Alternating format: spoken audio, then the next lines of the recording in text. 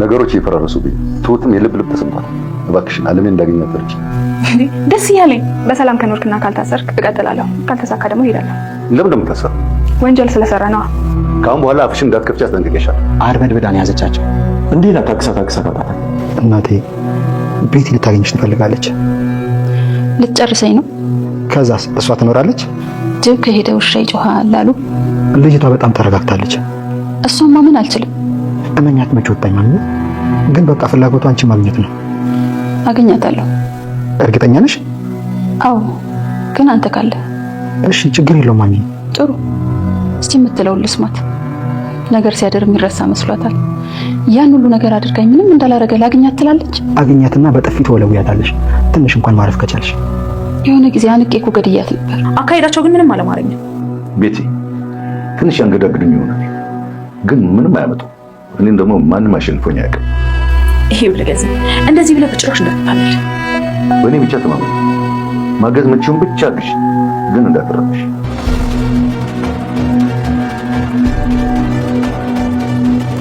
ይሄ ቀላል ማፊያ አይደለም። ይሄ የኔ አባት ነው። አዎ ያንተ አባት ነው፣ ግን ድሮ ነበር ታውቁት የሚገባ። አለማወቂ እኮ ነው የሚያስገርም። አንተ አትውሰደኝ፣ ግን አለሜን ይቅርታ ጠይቅልኝ። አረ ወስደሻለሁ። ምክንያቱም አባቴ ልፈታስበል። ምን? ቆይ እሺ፣ ከዛስ ምን ታደርጋለሽ? የእሷን እሰጣታለሁ፣ የእሱን ግን ወስደዋለሁ። አሁን መሄድ እንችላለን? ጥሩ። ቤት ገብቼ ጃኬት እስክደርብ ከጠበቅከኝ።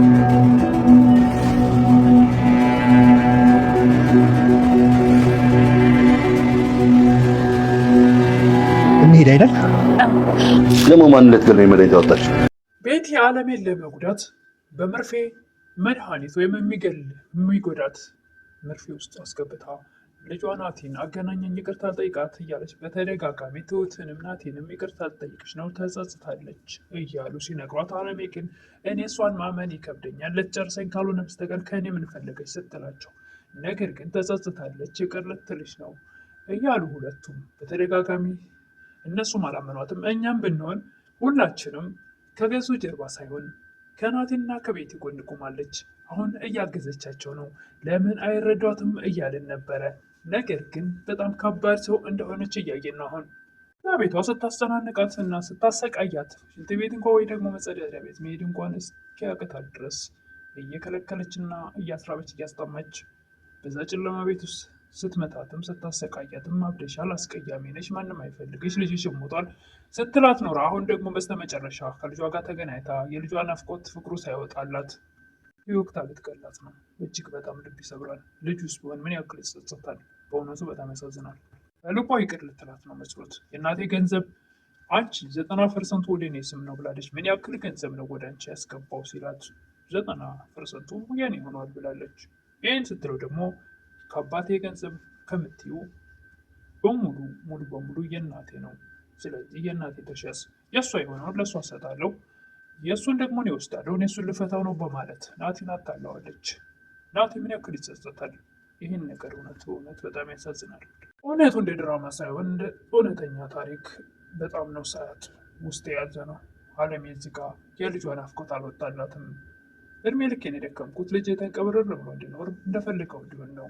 ስለዚህ ያ ሀብት ይገባሃል፣ የኔ የደከምኩበት ሁሉ ለአንተ ነው እያለች ለልጇ መልካም ስታስብ ፍቅሩም ሳይወጣላት ልጁስ ምን ያክል ይሰማዋል? ምን ያክልስ ይጎዳል? አብዶ ጎዳና ከመውጣት ውጭ ሌላ ምን አማራጭ ይኖረዋል? ምንስ ተስፋ ይኖረዋል? እናቱ አሁን እንደዚህ ጸጥ ካለችበት ይሄ ልጅ አብዶ ጎዳና መውጣት ብቻ ነው ያለው አማራጭ። በቃ ምን አይነት ክፋት ነው? ምን አለበት? ገዙን ልፈታ ነው ብላለች። የእሱን ድርሻ ለእኔ ወስዳለሁ፣ የእሷን ደግሞ ለእሷ መልሳለሁ ብለዋለች ለልጁ። ይሄ ልጁ ምን እንዲያብድ እናትም እንዴት ሞት ማድረግ ምን ያክል ክፋት ነው በእውነቱ። ይሄ እንደ ድራማ አይደለም ማየት፣ እንደ እውነተኛ። አንዳንድ ድራማ እኮ ከእውነተኛ ታሪክ ተመስርቶ ነው የሚሰራው። እውነቱ በጣም ነው ያበሳጨችኝ። መልካም ሰው ናት፣ ከጎናቸው ቆማለች፣ ገዙን ትታለች። ናቲና ቤቲ ትሁትና ናቲ ለምን አይረዷትም ቤቲን እያለን ሁላችንም ስንወቀሳቸው ነበር። ለካስ ያሰበችውን ተንኮል አስባለች። 10 ጊዜ አለሜ ያለችው ተጠራጥራ ነበር። ልትጨርሰኝ ካልሆነ ብላ በተደጋጋሚ ለትሁትም ሆነ ለናቲ ይህችን ቃል ተናግራለች። እኔ በመጀመሪያ መርፌውን መድኃኒት ስጨምርበት ገዙን ልትገላግለው መስሎኝ ነበር። ነገር ግን መድኃኒት ውስጥ መርፌ ውስጥ መድኃኒቱን ከጨመረች በኋላ ናቲ ጋር ነው ሩጣ ሄደችው። እሱም ወደ ቤት ይዟት ሄዷል። እስቲ የሚሆነውን አብረን በጣም ይከብዳል በእውነቱ።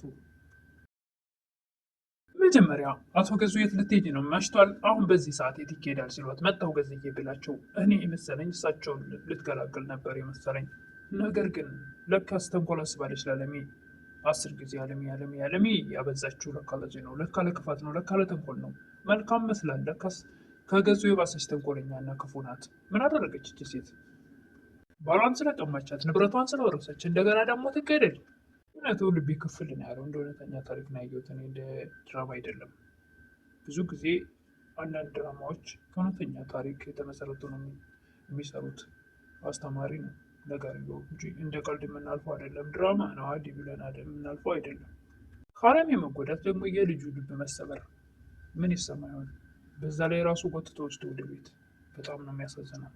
መነችው የእናቴ ገንዘብ ነው ሙሉ በሙሉ የእሱ ድርሻ ሳይሆን ሙሉን የእሷ ነው ስላላት እኔ የእሷ የሆነውን ለእሷ እሰጣለሁ፣ የእሱን ደግሞ እኔ ወስዳለሁ ስላለችው ሙሉ በሙሉ አምኗታል ናቲ። አሁን እዚህ ጋር እናቱን የሆነ ጉዳት ስታደርስ ምን ይሰማዋል? ልጅ በእውነቱ እጅግ ይከብዳል። እሱ ትሁትን ብዙ መስዋዕት ከፍላላታለች ልጇን ሁላ። ልጅ በማታውቀው ኃጢአቷ ስትሰቃይ ቆይታለች። የአቶ ገዙም በጣም የሚያስፈራሩ መረጃዎች ትሁት የወሰደችው ፍላሽ ላይ አባባና ናቲ በላፕቶፕ ላይ እያዩት ነበረ። ይሄ የኔ አባት ነው እያለ እስኪገርም ድረስ እዚህን ያክል ጨካኝና ክፉ ሰው መስሎኝ አያውቅም ነበር። ይህን ነገር ግን ከየት አመጣኸው እያለ ናቲ አባባን ይጠይቅ ነበር። እጅግም ተገርሞ ነበረ። አንተ መረጃዎችን የሰጠኸው መርማሪ መልሶ ለራሱ ለገዙ ነበር የሰጠው በማለት እጅግ በጣም ተገረመ። ምን ያመጣችሁ ይህንን ስብስባ? ትሁቴ ነች። ውስጥ ያሉ መረጃዎች ናቸው እንጂ ቀሩን ሌሎቹ በሙሉ እጃችን ውስጥ ገብተዋል። መልሶ ለገዙ ቢሰጠውም ነገር ግን መልሶ ደግሞ እኛ እጅ ገብቷል። መረጃ መሰረት አቶ ገዛኸኝ ዋጋውን ሊያገኝ ይችላል። ነገር ግን ቤቲ አለሚያን ከጎዳቻት በኋላ ምንም ጥቅም የለውም። ናቲም ቢሆን ከተበዳይ ጎን ወይስ ደግሞ ከወንጀለኛ ጎን ይቆማል? መርማሪ እንዴት እንደዚህ ይሆናል እያለ እጅግ በጣም ተበሳጭቶበት ነበር። ትልቁ ችግር የናቲ ጥፋቱ ቤቲን ማመኑ ነው። እናትየው በተደጋጋሚ ልትጨርሰኝ ነው ብትልም የሚሰማት ሰው አልነበረም። በራሱ ጊዜ ጎትቶ ወስዶ አንድ ነገር ብታደርጋት እናቱን ገንዘቡስ ምን ይጠቅመዋል? ወንጀለኛው ሰውዬስ ተያዘ አልተያዘ ውሻ ከሄደ ጅብ ጮኸ ብላለች ራሷ አለሜ ተናግራለች። ልጨርሰኝ ስትለው እሷ አንቺን ጨርሳ እሷ መኖር ትችላለች በሚላ ሰዓት አለሜ እኮ ጅብ ከሄደ ውሻ ጮኸ የሚባለውን ታውቃለህ ብላለች እሷም። እና ይህ ነገር እንዴት ነው? በእውነቱ የናቲ ልብ ይሰበራል። መሰበር ብቻ ሳይሆን አብዶ ጎዳና ለጎዳና እንደሚሄድ በእርግጠኝነት የማይቀር ጉዳይ ነው።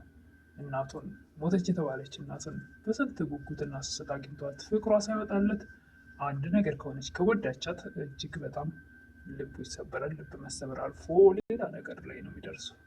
ማሪ ፖሊሱና ገዙ ሁለቱም ወደ እስር ቤት ለህግ ይቀርባሉ። ግን ማፊ ፋይዳ አለሜ ከተጎዳች በኋላ የሚለው ነው። እኔ የራሴ የግል ሀሳብ ነው። ቤቲ መጀመሪያውኑ ትሁት ወደዛ ቤት ስትሄድ ተደብቃ ከኋላው እየተከተለቻት ነበር። ትሁት ግን ጎበዝ ናትና መግቢያዋን አላሳየቻትም። ወደሆነ አጥር ስር ተደብቃ ነበረ የተሰወረችበት። ተመልሳ ወደ ገዙ ቢሮ ሂዳ ናቲንም ሆነ ትሁትን የሚከታተላቸው ሰው ማድረግ አለብህ ያለችው የመከረችው ነበር። ምክንያቱም ገንዘቡን በሙሉ ወደ ስምሽ አደርጋለሁ ስላላት ሙሉ ገንዘቡ ወደ አካውንትሽ ይገባል። ግን ከዚህ ከበፊቱ ዝም ብለሽ የምታስቀምጫቸው ሳይሆን የፈለግሽው እንድታደርጊበት የሚል መብት ስለሰጣት አለሜን አሳልፋ ለመስጠትም ወስናም ነበር።